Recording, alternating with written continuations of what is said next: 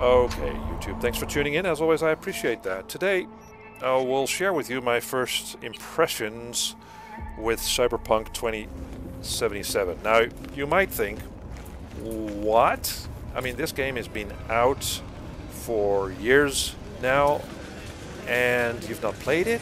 Is that really the case? And yes, I've not played Cyberpunk 2077. I've waited. This game came out with lots of problems, but CD Projekt Red kept at it.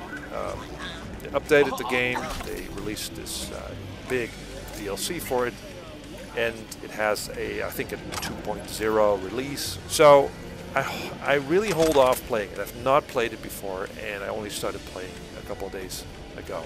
I'm not going to do a full review of any kind, but just want to share some of my thoughts about the game so far. I am past the prologue of the game. I've spent a bunch of hours doing side activities and quests, so I got a basic idea of what this game is all about. It's about Night City, and this place is truly unique in design, I think. It looks sci-fi, it looks futuristic, but also it has a kind of seedy and shabby character to it. And I like it a lot. Again, it's a very unique setting. I also like the fact that the game really starts with the bang, and the prologue missions were action-packed, and I did really love the character of Jackie. And I think it's a shame and a waste that, spoiler alert, Jackie dies pretty early in the game. Again, it's a very interesting character, a likable character, a nice companion to have in the first few hours of the game. And I would have liked him to be around and do some quests with him, but they killed him off. I'm sorry, got to go. Then the game sort of mellows down into the usual open world stuff. And the game really bombards you with all kinds of messages of other NPCs that offer work for you to do in this big open world. It almost seems like CD Projekt Red really wanted you not to have any dull moments in this game, and that there's always stuff to do. Whereas I don't really mind a bit of downtime. Carter, let's go. Now and then. Straight to the matter at hand, huh? And it's so much at times. There's so many characters. My time's pretty valuable. In such a short time. Pretty sure yours is that I just kind of lost track of who was who. I mean, who is this character again? What was his connection with the prologue? What was going on again? We want to know how's this go? Oh, this is the bodyguard guy. Else is pertinent. Okay, so I need to help him. Oh, this woman, was she around before or not? So you kind of lose the thread of what's going on. Shall we? Also, these side characters characters are not that interesting just yet.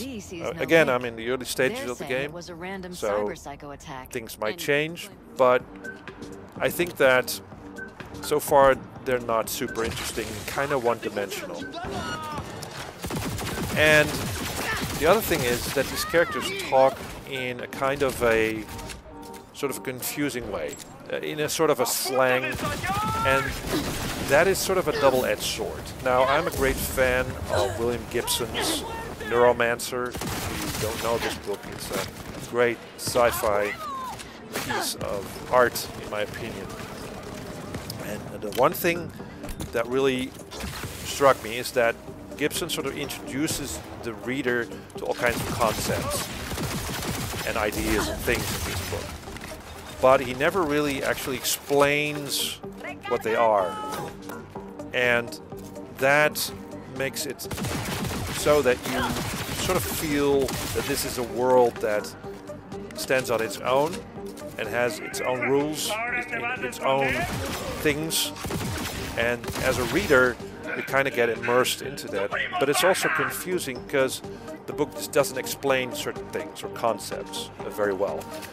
And that also sort of translates into Cyberpunk here, because of the slang and because of the way people talk or characters talk, things get quite confusing. What does he mean by that? What's going on here? Lots of questions going on. Now, you do pick up on the main goal of each mission, so that's not the biggest problem, but I do want to follow these sort of story threads throughout the game. Now, let's talk a bit about the gameplay so far. Now, as in most open world games, you run around or you drive around the city, and a lot of the city, of course, is window dressing. I mean, there's lots of doors you cannot open, lots of places you cannot visit, which is fine. Lots of brain-dead pedestrians walking around the city, sort of making it feel more alive, but not really. I mean, it's kind of like, I got these visions of playing Grand Theft Auto. Not much has changed since then. Also, it kind of made me wonder whether a game like this actually needs an open world. I would not have minded it to be more of a focused, and not so open world, where again there's more focus on the story and not so much distractions, if you know what I mean. Because there are a lot of distractions in Night City. So yeah, it's sort of that general open world gameplay that you are as a gamer familiar with. Running around, driving around. Lots of cool looking vehicles, by the way. I really do like that. Most missions involve, not all of them of course, but most missions so far do involve the shooting, and the shooting seems to be taken right out of Borderlands. So it's based on loads of different guns, loads of different stats, and I think that's fine. I do like that. There's also ways to do a non-lethal approach to certain situations, although it does boil down to a lot of shooting. That brings me to the upgrade system. There are different attributes that you can spend certain points on. These are a bit confusing at first, like cool. I mean, what does that mean? And some others, but you'll get the hang of it. And there's loads of perks to choose from and to sort of install into your character to make the character more enhanced, or to enhance the character, jumping higher, being faster, being more focused in shooting, like slowing down the time and that sort of thing. Well then, I'm sure you've got. I do like that sort of molding your character. You can respec the character whenever you want if you think you've made a wrong decision. So I do like that aspect of the game quite a bit. So overall, I think so far the game has been quite impressive, but not like a masterpiece or anything like that. I think it borrows quite a lot from other games. It tries to make its own unique concept around it, and I do appreciate that. I think the game needs to open up a bit more, and it probably will as I try to follow the main story, if I not focus too much on the side stuff, but really try and focus on that story. It is interesting.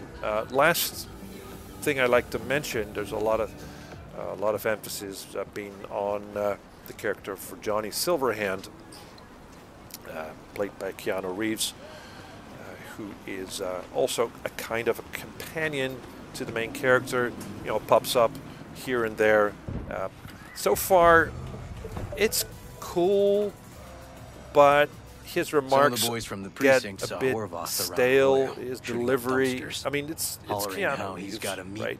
So his delivery is a bit monotone. He seems quite the sort of sarcastic kind of guy in this game. Yeah, you get. It's like, okay, yeah, he's gonna make some remarks here and there. So you saw him as a hopefully threat, decided that to will warn pick him up a there. bit as I play a bit further into the game. Make it sound like that's not much else to say. I mean, it's a full package, lots of extra stuff, Something you see every day. music, cool sound effects. I mean, Said he got lost. It How's has that high happen? What's it production mean? values. Can't say otherwise. And I am enjoying my time playing it. It's one of those games I play my PlayStation 5 with a big TV, so I kick back, put my feet up, and just dive into this hellhole of a place and do all these quests. So yeah, it's fun so far. That's what I think of Cyberpunk 2077.